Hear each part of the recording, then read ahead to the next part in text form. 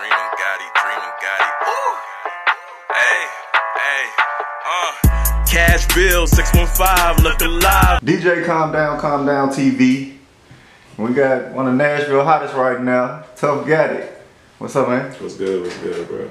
Now, where you from to start off? Originally, I'm from Brooklyn. Okay. Canarsie, yeah, the 90s. Yeah. Okay. When you come to Nashville? I moved to Nashville like when I was in high school. We lived here a long time ago, probably like in the 90s. So my little brother and sister, they was born here, but we had moved back to New York, like when I was like in middle school. Yeah. And my mom's finished school and whatever, so we ended up moving back to New York. But I ended up moving back here like in my high school years. Yeah. So I've been down here for a minute. Okay. Now before we get into all that, let's talk about the unfortunate incident that happened with one of your younger brothers, Natrix Dream, on April 22nd this past year, or this year. Yeah. Let's talk about this. The Waffle House shooting, for all of those that may not know, but were you actually with him on that night? Yeah, I was with him, yeah. Now describe maybe from your point of view what went on. Well, you know, we was just out. We had went out to a little lounge.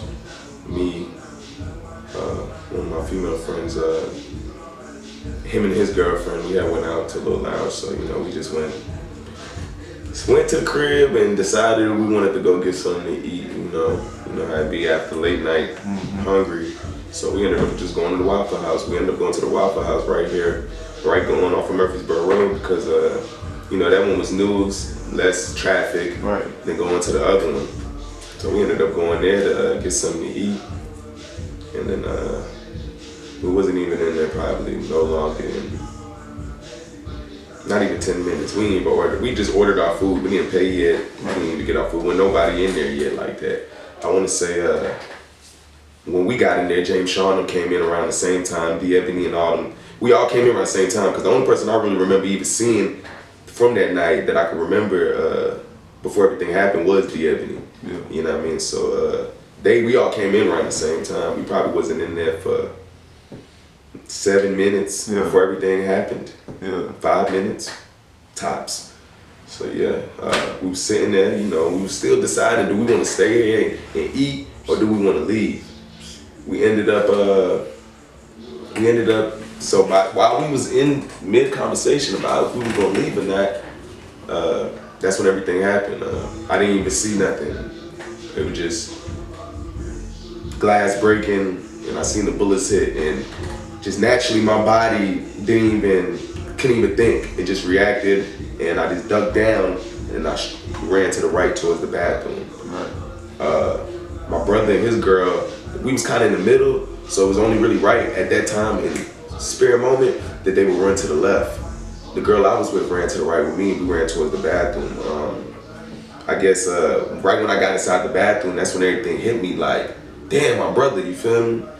So I ended up running outside. I was about to run out the bathroom, and as soon as I ran out the bathroom, the shots was right there, like right there, loud. So I'm thinking, damn, they trying to kill it. Like this person coming inside, I thought it was just a little drive-by shooting or something, you know?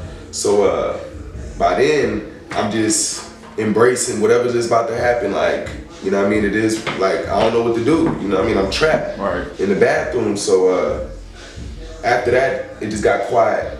So it got quiet for a minute, and we was just, man, I just ran out the bathroom, and the clip was right there in the hallway. So I pushed open the door, and when I pushed open the door, I seen blood, glass, people laid out, you know what I mean, screaming, crying, but I ain't see nobody. I ain't see my brother, so I'm looking like, I ran outside the Waffle House, ran down to the car, I looked around, hopefully they ran outside, because I didn't see nobody in there. And when I got to the end, I seen him laying inside from the back, and I knew it was him. So I struck back in there running, and when I got back in there, I slid to the floor, and I laid beside him, and I was like, he was still alive. And then, you know, we were just talking, and I was just trying to motivate him, tell him like he good, because he got hit like up here, you know what I mean? So like his arm, he was complaining about his arm, so I'm like, he good, you know? I'm just thanking God, because Tia's right beside him, his girlfriend is right beside him, and she got shot in the leg. So I'm like, okay, everybody else that got shot was dead already. So me seeing them alive, I'm just like, man, thank you God, they still alive. You know what I mean? Here my brother is still alive. I'm like, bro, you gonna be good. I know, I understand. You know what I mean? I'm motivating him. I'm like, you gonna be alright because, you know what I mean? It's in your arm. So I really thinking that he was gonna be okay. I stayed there with him the whole time until the ambulance brought him out. When the ambulance brought him out, they wouldn't let me go. You know what I mean? At this time, I'm thinking, I'm on the phone with my mom's and I'm telling her what's going on, and she pulled up there, and you know what I mean? Everything else was really a blur. They tried to question us and they eventually let us go. We rushed down there to the hospital. You know what I mean? When I got to the hospital, because my mom called me like, man, you sure he's okay? Because they're saying that somebody's here and he's not doing good. I'm like, man, he good. I'm telling you, don't think like that. He's straight. So once we got there, I was in there for no time, probably like a few minutes, and then they took us to the back to tell us he didn't make it. Damn. Yeah. Unfortunate. I actually met him once in this very building, well, actually twice, and nothing but a positive dude, gave up nothing but great energy. But yeah. of course with the so did you ever see Travis, the Travis Reinking guy? The night of? No. No. Like my first time ever seeing him, or even what he looked like, was when he popped up on the news. Right. Yeah. Now did you actually go to that first trial that he had? Yeah, I've been at every court date except for the general session first one, but I've been at every court date, yeah. What was the aura or the mood of the courtroom? Was there? Man, you know, a lot of people came out to support us, so you know what I mean, it was easier to, you know what I mean, deal with because a lot of people was there. But luckily, when he came into the courtroom, I wasn't even in there. Yeah. So when I came in there, I didn't even know he was in there for like the first 15, 20 minutes. And where I was sitting at the podium was in front of him. So I couldn't even see him, you know what I mean? So okay. I was good. Like, when I realized, I was like, hold up, he's in here? But he was on the other side. So by God's grace, I didn't get to see him, so it really didn't make me get to feel. I felt some kind of anger because I knew he was in the same room with me, but I couldn't see him, so it wasn't that bad. Yeah. I didn't see him until he was walking back out. Yeah. Yeah. Okay. Now, lawyers and I guess the judge said that he was mentally incompetent to stand for trial. Do you feel like that was maybe an excuse, or how do you feel about that? Man, I don't know, man, cause you know, it's just like just being in the courtroom and listening to the lady that evaluated him. You know, some of the stuff that was said, you know, it's just like, it's really not enough for me to be like, oh, this dude is crazy. I mean, obviously something ain't right for you to go do that, you know what I mean? But there's a lot of people out here that's doing stuff that ain't right, that's not normal, you feel me? Yeah. And they still being held accountable for it, you know what I mean? I just feel like he just, I don't know, we gonna see, you know? I'm just really just keeping good hopes and just hoping, you know what I mean? Yeah, because they don't feel like he's incompetent. They feel like he's incompetent right now. They don't feel like he's incompetent when he did what he did. You know what I mean? And as long as they ain't trying to say that, trying to take away that, then whatever. You know what I mean? But yeah. You got faith in the justice system? It's 50-50. Yeah. You know, it's 50-50 because, like, I talk to the DAs. I'm still in touch with them. I talk to the DA assistants. You know what I mean? I keep in contact with everything that's going on, you know. I want them to know that I ain't no young black dude that's not educated, you know what I mean? But I'm on it, like, and we care. So I want them to know that he got family that cares. So I hit them up, I talk to them, you know. And it seemed like from the conversation we had today on top of it. Yeah. Okay. Now, what are your thoughts about James Shaw? James Shaw, cool, man. I fuck with James Shaw because, you know, when everything first happened, I told him, we had hit him up, and he reached out to us, and this was before everybody even got to meet up with him, and we met up and we talked, and you know, we just had, you know, just thanking him for, you know, even though he felt like he wasn't a hero at the time for what he did, you know, I was still grateful, you know, because at the end of the day, if he didn't make the move he did, we could have all been dead, you know what I mean? My mom would have been buried 2 sons. Mm-hmm. So regardless of the fact what the intentions was, you know what I mean? I'm still here to fight for my brother. Definitely. Now, of course, Natrix was a rapper as well. Facts. And you're also a rapper, of course. What one of the songs you guys had, the Look Alive remix. Was that one of the last songs you guys got to do? That was one of the last videos we did, but we had another video we shot in New York called No Talking. Okay. But that was the last video that he got to finish, edit full, yeah, and complete. Yeah. He did all the editing and stuff himself. Yeah. Facts. Yeah. Okay. Now I seen you guys getting ready to drop the platinum video by Natrix. When can we maybe expect that? Man, I wanted to drop it like next week, but it's just some minor little things we need to just, we ain't in no rush. We just want to make sure when we put it out, we put it out. Yeah. You know what I mean? And put it out the right way, you know. All right. Now you rap under the name Tuff Gotti. Yeah. You always rapped under that name? Well, nah. When I was little, I used to just go by Young Tuff, cause my dad's name was Tuff, and we looked just alike, and everybody called him Tuff. So that's why I got the name Tuff. Okay. I used to rap with, I used to ride with these dudes. They used to be rapping, and they was called the Gotti Boys. So that whole little thing we did, and then everybody had Gotti on the end of their name. I just kept it and ran with it because it sounded cool. Yeah. All right. Yeah. Now let's start from the beginning. You say you were born in Brooklyn? Yeah, Brooklyn, Canarsie. Now how was Brooklyn growing up? Yeah, Brooklyn was cool, man. I love Brooklyn, man. There ain't no place like home, man. Yeah. Genuine, man. Genuine love, you know what I mean? Every time I go back there, it's the same good feeling. Yeah. I love it because there ain't nowhere else like it, you know what I mean?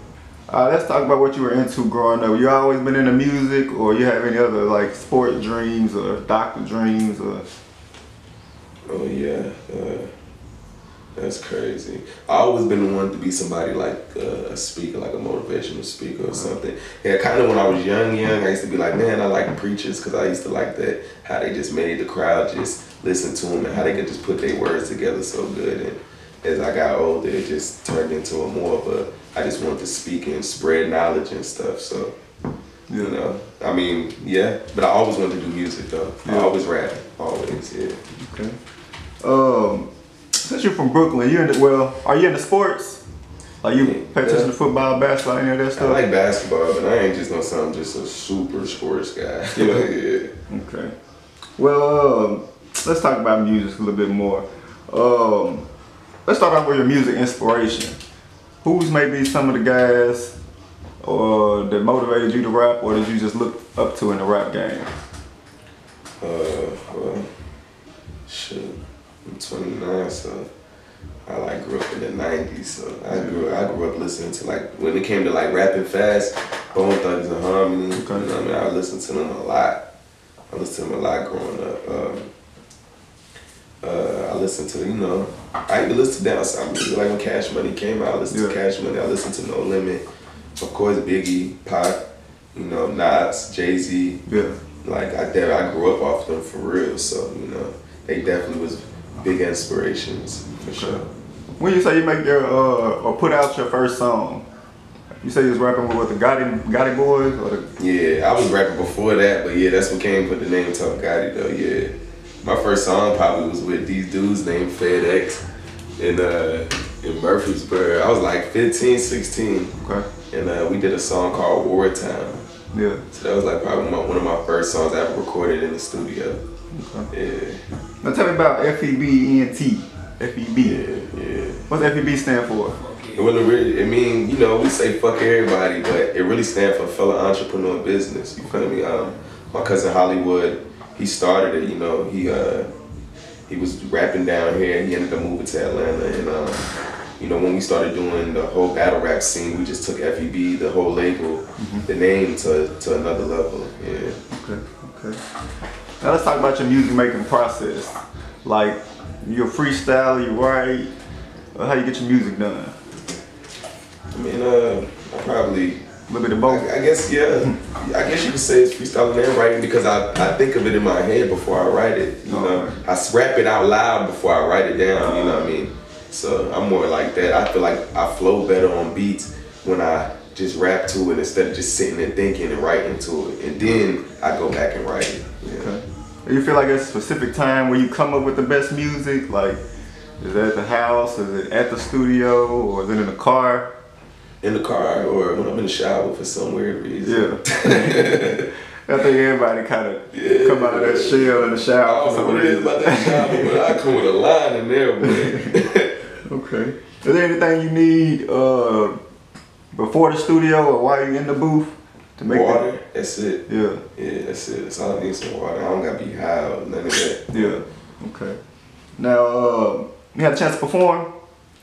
Yeah, I just performed recently. Was that the Air Warrior Boy show? Yeah, I did the Air Warrior Boys show at the Basement East. That was cool. I opened up Pretty Shy. I was part of Pretty Shy Act. Yeah, that was dope. And then we did a show at Island Vibes. They had a glow in the dark party recently. That was cool. One Swag, he hosted that. So yeah, that was fun. But yeah, right now I just been focusing on just trying to get these songs done so we could go on and get dropping these videos on them. Yeah. For sure. Yeah. Now the All Red mixtape. That's not the first tape, is it? Yeah. It's the first. Yeah. Now when did that drop? I haven't dropped it yet. No? Nah, I haven't dropped it. Oh no, it did say it's pending. I just heard, I guess, one of the songs off of it. Yeah. A couple songs like Real Ones, Ghettos, that's all gonna be on there though, for sure, yeah. But I haven't even dropped it yet, man. I just ain't been, I don't know, I just wanna take my time with it because I wanna make sure when I put it out, it's not just to put it out, I wanna make sure it count for something. Yeah. Now what's the meaning behind the All Red? You know, that's the lifestyle. Yeah. Okay. We ain't gotta go too deep. Yeah. If I was to ask you the top 5 rappers of yours all time, who would be in your top 5? Man, that's so hard. I don't know. I feel like I have to say Biggie Smalls for sure, just because if you say all around, because we don't know how hard he would be now. You know what I mean? Dude was on a whole nother level compared to the other dudes back then with storytelling and all that. You know what I mean? And I gotta give it to Nas as well too.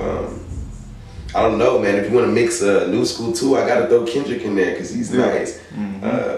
Some people might be bad, but I feel like Drake is one of the best too. You feel me? So you gotta respect that. That man is on a whole nother level. And then, man, there's so many people. I really don't have a top 5 because I can say Fabulous. You know what I mean? I can say Jewels. You have to respect them like they pens. A lot of people can't do that. You know what I mean? So. And they still relevant. Yeah. You know what I mean? So. Alright. Now, we're just getting in the car with you right now. What will we hear? Sada Baby or Myself or Natrix. Yeah. Alright. Yeah. If you could do a feature with any artist, what artist would you pick? If I could do a feature with any artist, I never even thought about that. But right now, I'd probably do one with Lil Baby. Okay. Yeah. Now, if you could do a feature, if you could have an artist do a remix to one of the songs you already got, what song would you pick and which artist?